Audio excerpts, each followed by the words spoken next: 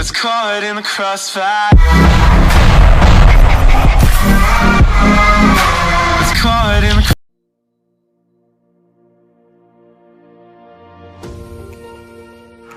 Halo semuanya, salam sehat buat kita semua. Perkenalkan, saya Samuni Loli, NIM 0320200073 dari Prodi S1 Keperawatan Sekolah Tinggi Ilmu Kesehatan Santa Elizabeth Medan.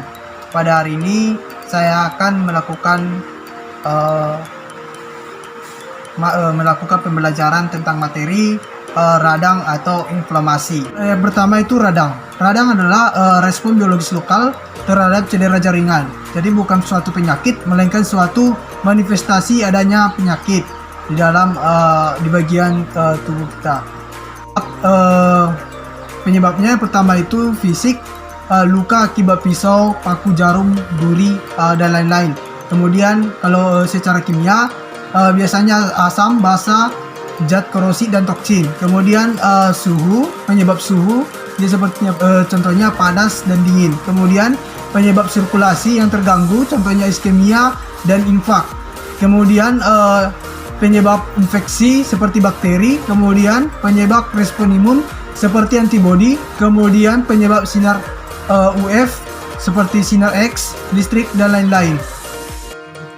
Kemudian ada tujuannya yang pertama itu melokalisir area yang mengalami trauma atau cedera. Yang kedua, menghambat proses meluasnya cedera. Yang ketiga, memusnahkan debris luka. Yang keempat, membunuh dan menghancurkan mikroorganisme. Yang kelima, mengawali proses penyembuhan.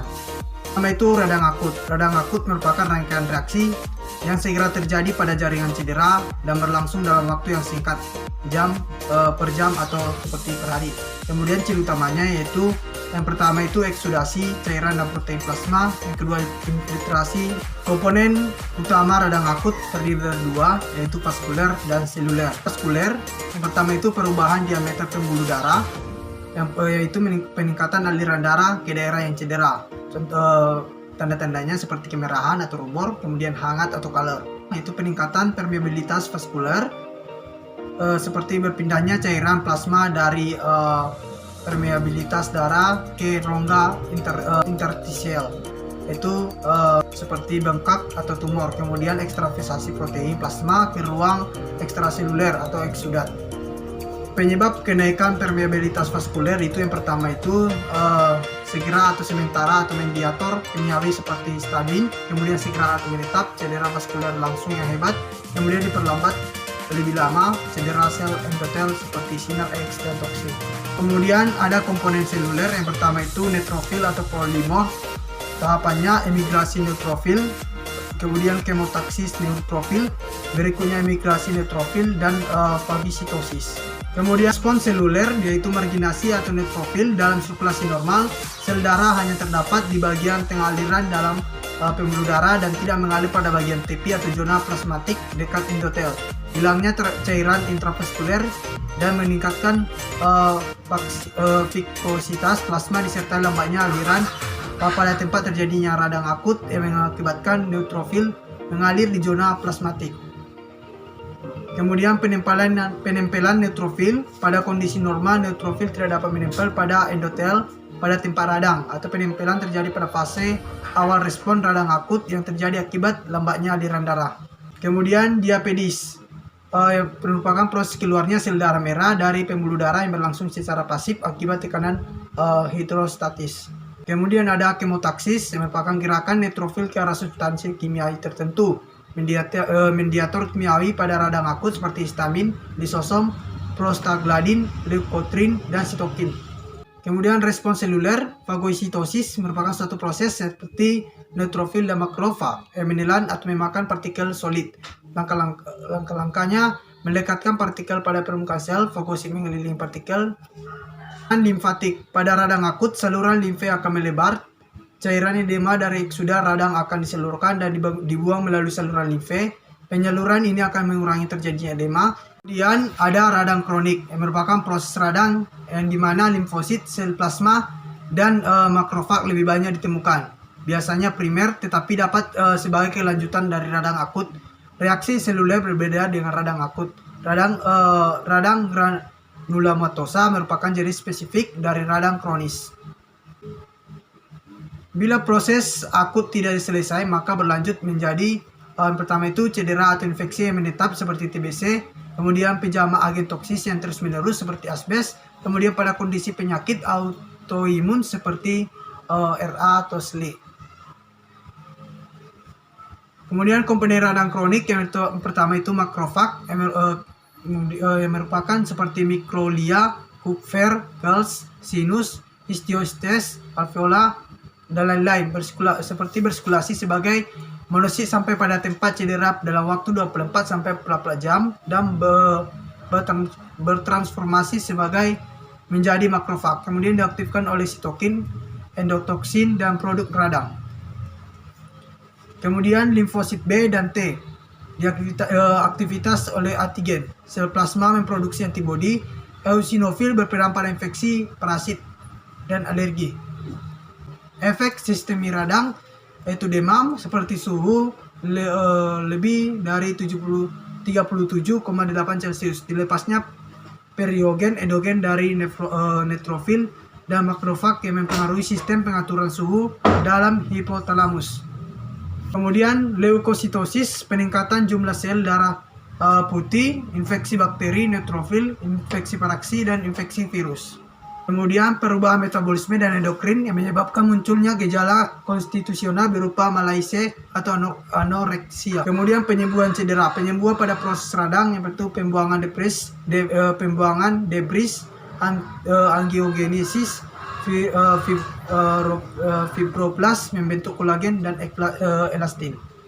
Tanda-tanda radang yang pertama itu rubor atau kemerahan. Rubor, waktu reaksi peradangan mulai timbul, maka arteri yang mensuplai daerah melebar sehingga lebih banyak darah yang mengalir. Kapiler-kapiler yang sebelumnya kosong dengan cepat terisi penuh dengan darah. Keadaan ini dinamakan dengan hiperemia atau kongesti, menyebabkan warna merah lokal. Timbulnya hiperemia pada permulaan reaksi peradangan diatur oleh tubuh baik secara neurogenik maupun secara kimia melalui pengeluaran zat seperti histamin. Yang kedua, kalor atau rasa panas terjadi bersamaan dengan kemerahan dari reaksi inflamasi akut. Kalor disebabkan pula oleh sirkulasi darah yang meningkat, sebab darah yang memiliki suhu 37 derajat Celcius akan disalurkan di permukaan tubuh yang mengalami inflamasi lebih banyak daripada ke daerah normal. Kemudian rasa sakit atau dolor, yaitu rasa sakit terjadi karena adanya rangsangan saraf. Rangsangan saraf tersendiri, rangsangan saraf sendiri dapat terjadi akibat perubahan pH lokal, perubahan konsentrasi ion-ion tertentu, atau pengeluaran zat-zat kimia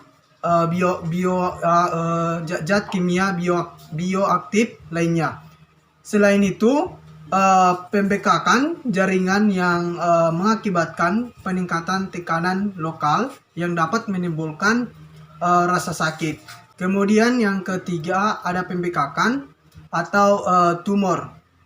Pembekakan ditimbulkan oleh pengiriman cairan dan sel-sel dari sirkulasi darah ke jaringan interstitial, campuran cairan dan sel yang tertimbun di daerah inflamasi yang disebut dengan eksudat.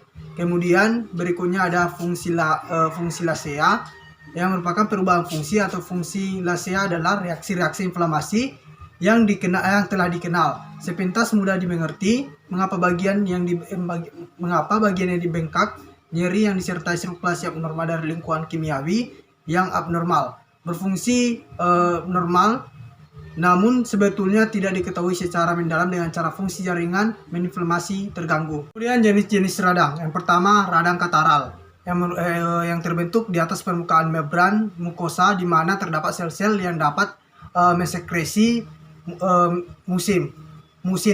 Eksuda musin yang paling banyak dikenal adalah PAK yang menyertai banyak infeksi pernapasan bagian atas.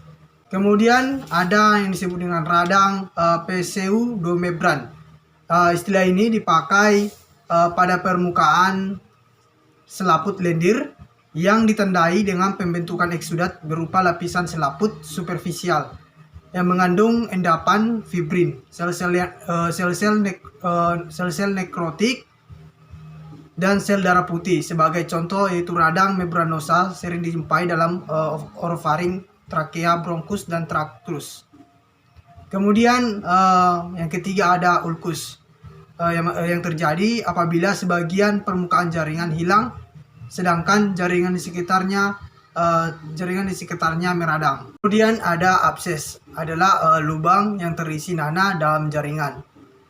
Abses cenderung untuk meluas dengan pencairan dan membentuk lubang. Kemudian ada flegmon, adalah radang purulen yang meluas secara difusi pada jaringan. Kemudian ada radang purulet yang terjadi akibat infeksi bakteri, terdapat pada cedera septik dan dapat terjadi di mana-mana pada tubuh yang jaringannya telah menjadi nekrotik.